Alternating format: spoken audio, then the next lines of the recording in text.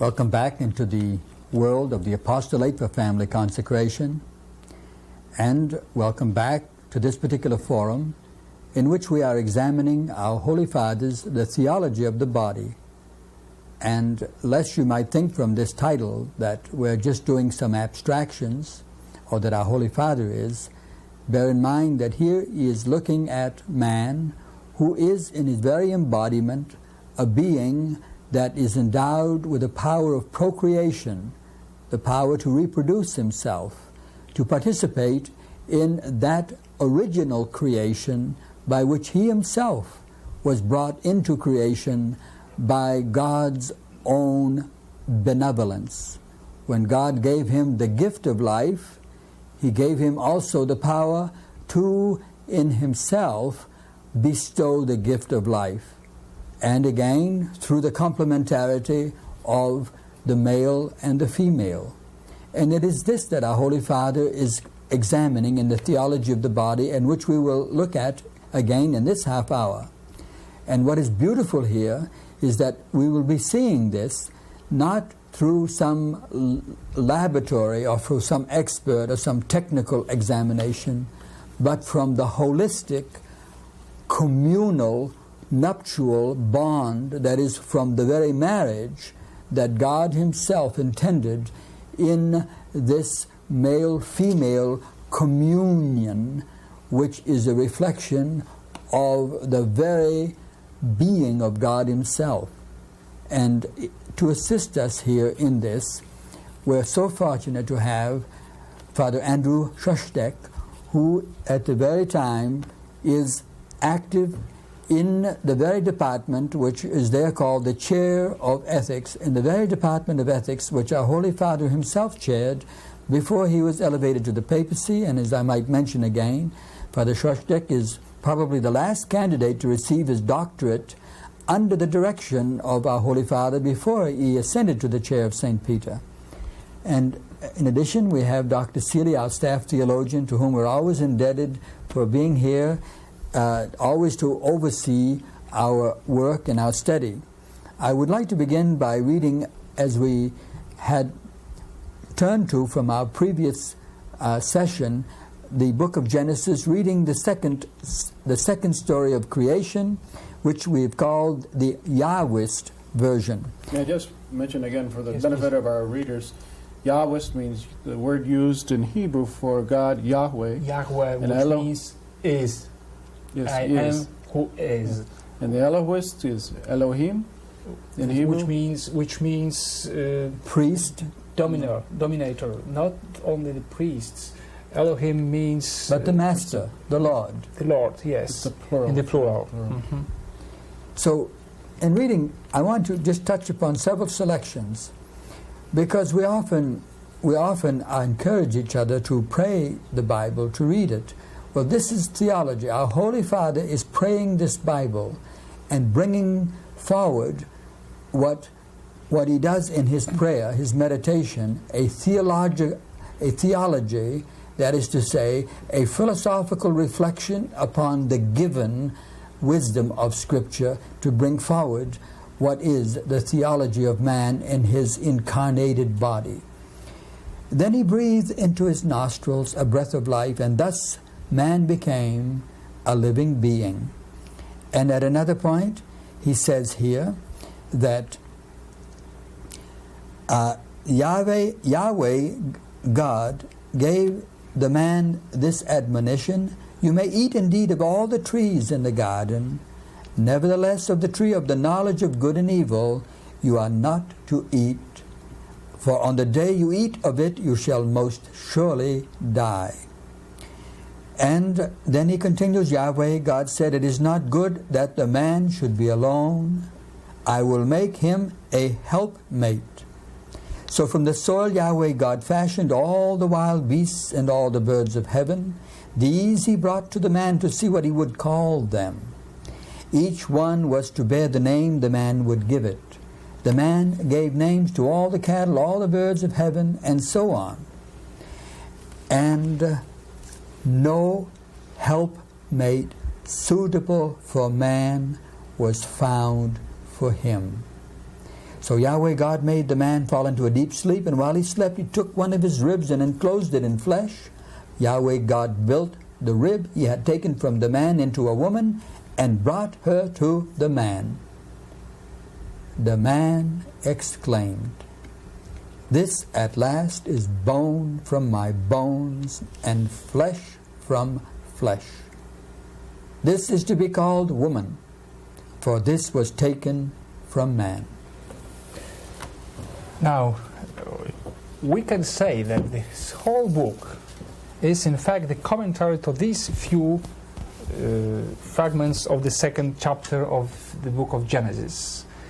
But the Pope read this book very carefully, having in his background this whole philosophical and theological culture, education and preparing, as we have said before.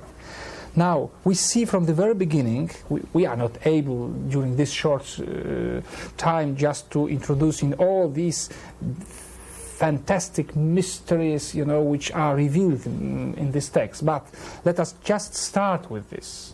We are seeing from the very beginning that God here is very intimate to the human world, not so transcendent as in the first description of the creature, but here is from within. He made man by his own hands. He breathed the Spirit into him.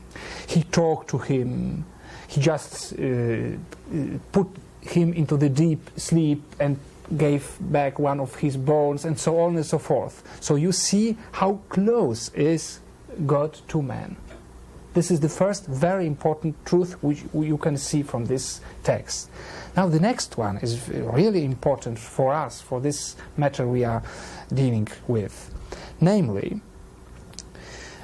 this crown of creature was set into this garden, beautiful, excellent, and man was supposed to be happy there, and he wasn't. So God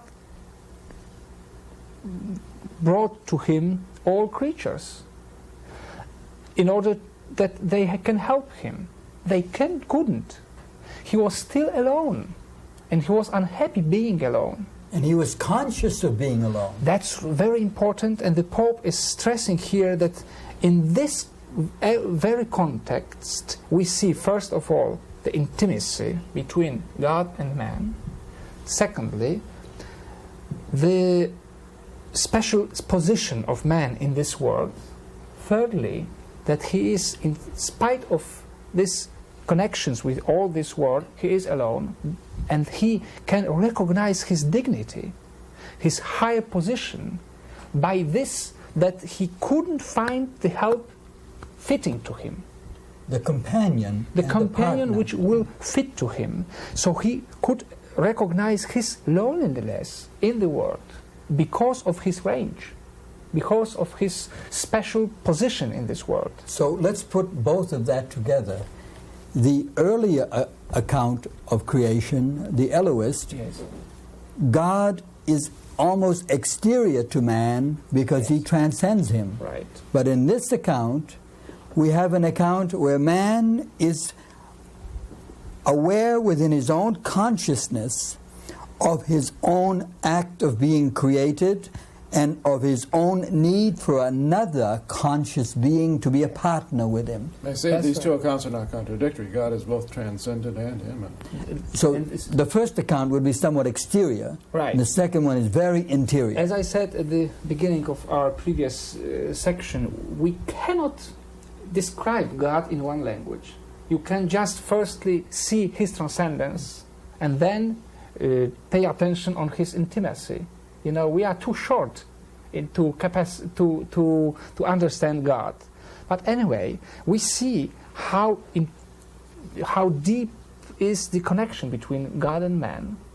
Still, God is the superior. He can order something to man, not in the vice versa. We must remember also this from this previous text.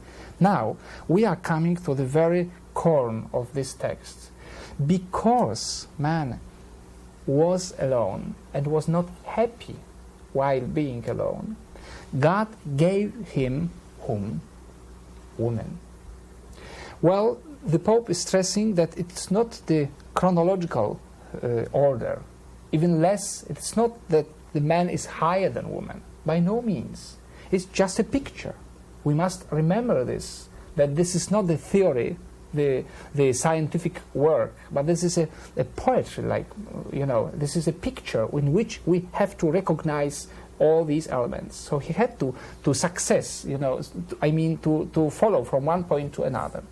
Anyway, what is the most important is that she was familiar to him. She was the same type as he, as it was written in the first texts. Male and female, he created them. So they are both together. And we hear now for the first time, the voice of man. What is this text? The very first text he delivered. First utterance. Yes. It's not the little voice of the baby going ba ba ba. Yes. But it's the voice of the mature, conscious individual. Also very important. Man couldn't talk with the animals. Man couldn't talk with birds. He could name them, right, but he couldn't converse with them. Yes. And this very first text of man is, this at last, he longed to it. At last, this at last is bone from my bones, and flesh from my flesh. This is to be called woman. We must remember Ish and Isha in Hebrew. This is the same word corn, That's because it's the explanation.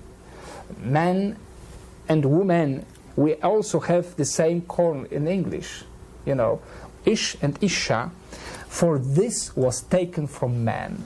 So Pope calls this the first hymn of love. The hymn of love delivered by man when he saw woman. It's the anticipation of the Song of Songs that we have in the Song of Solomon. Exactly this. And this it's a nuptial, it's a wedding hymn. Yes, and he recognized himself as that he will be full only with her, and she can be full only with him. So now we see the image of God. May I just point out this too, that in the first account, man is related with God. Let's think of that as the first commandment. Yeah. In the second account, man is related with man, not apart from God, but always within the context of God, because man, male and female, are images of God together. Yeah. But now they are conscious of each other within the context of God, and therefore we have now this dialogue, this conversation, if you want, that he's going to be carrying forward throughout the balance of these conferences. And this is not yet the end. The Pope is omitting now the third chapter about the fall, which he will deal with in the next book of this series. We must remember that this is not all what he has written, or he has, delivered during his general audiences, but this is the first of the fourth of them. The first one is calling to the beginning. That's the theology of the body. Let's say so, but what is important is that the Pope is just reminding, following the Christ, we go back to our source. What is the beginning, yes. We go back to our source. The second one will be to call to his heart. You remember from the sermon from the mountain, this passage in which the Christ is speaking about the adultery, and that you will sin even if in your heart you lust after someone. So he is calling to heart, and in this context he will deal also with the fall. The next passage will be about the marriage from the perspective of resurrection, and the Pope recalls this passage from the Gospel in which Pharisees came to Christ and asked, who will be the husband of this woman who had 7 husbands during her life here? And he said that in heaven there will be no man and no woman. And he's trying to explain what does it mean. And the fourth and last chapter is about the marriage as sacrament. Built this time upon the St. Paul's theology. But we must remember that his Opus Vitae, this work of life, in this is only the first book of this. So we have, in other words, not just this forum to attend to, but we'll have 3 other forums in which we can continue to explore our Holy Father's view. And this all is this view about man and woman. And in a way, this is all about theology of body. And therefore this deals with the domestic church. That's right. Because the domestic church is founded upon marriage. Especially at the very end, because it's the sacramental dimension of being in marriage and in family. So he omits this, and he puts at the end of this, and he said about this this fragment of the very end of the 3rd chapter, the very beginning of the 4th chapter, the man had intercourse with his wife Eve, and she conceived and gave birth to Cain. Well, what is important here is that they could recognize themselves as parents. That's because he is mentioned this once in this first book, because this is the fullness of being man and woman, that they became not only connected with each other, but by this connection, by this very connection, their love, the son is born. So the parents are invited by Creator to be with God, co-creators, let's say, because Creator decided that the new human beings will come into the world, and which are his creatures. Now may I just say this, because I know this is part of it too, that God, in creating man and woman according to his own image, gives them life as a gift. He's free to give life. He shares of the abundance of his freedom, and he invites them in turn to share the gift of their freedom together, which is an incarnated freedom, because it must embrace the wedding embrace. It must embrace, in other words, not just their thinking alike, but it embrace their intimacy with each other, even to the point of entering into the intimacy of their body. So you can imagine how important this sacrament is, as we can mention the 4th book, that it is the sacrament of creature. Sacrament of creation. Of creation, I want to say. A sacrament of fertility. Because sacrament of fullness. We must remember that each man is the very creature of God. Or sacrament of life. Yes, the sacrament. So the very Creator is, inviting the man and woman to share his fertility, that's his bounty, we can see his power, importance of his this love. Laws of this love, because it's not the love only between these two people. This is the love with God, Creator. So what I just want to continue to point out, Father, as we develop this, that what our Holy Father is bringing to us here is what we have lost today, the integrity, the solidarity, the holistic understanding and grasp of what it is that is the very womb of the communion between male and female, which penetrates the church and all other segments of society. Also, I think it's good to re-emphasize again, God not only made man, male and female, but he made them and it was good.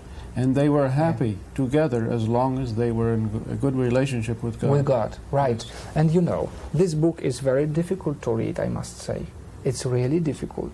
Nevertheless, how it could be easy if it is the very human origins?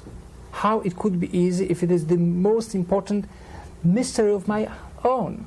In other words, difficult, yes, but so important that it's worth all the time and effort we would will to be giving to it. And this is worthy just to read and reread again these texts of the Old Testament while studying this book. Isn't it difficult for one reason? Because the Holy Father is doing this in this way for the first time. No one else has done this way. Well, maybe, but from the other side, you can see how important matter is this. We see the crisis of family, we see the crisis of love, yes. And the Holy Father says, well, if we want to overcome this crisis, we cannot just, make some few adjustments or a few technical. We have to go to the very roots, like Christ has gone with the Pharisees.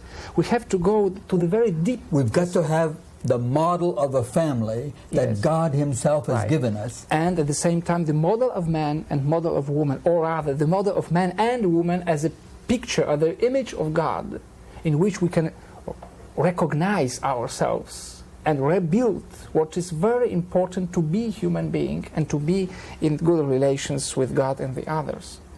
So really, what we have here, our Holy Father doing, is touching on the very womb, because I say that womb, because today we have abortion, and abortion strikes at the very womb of the mother, and the very womb of marriage, and the very womb of society.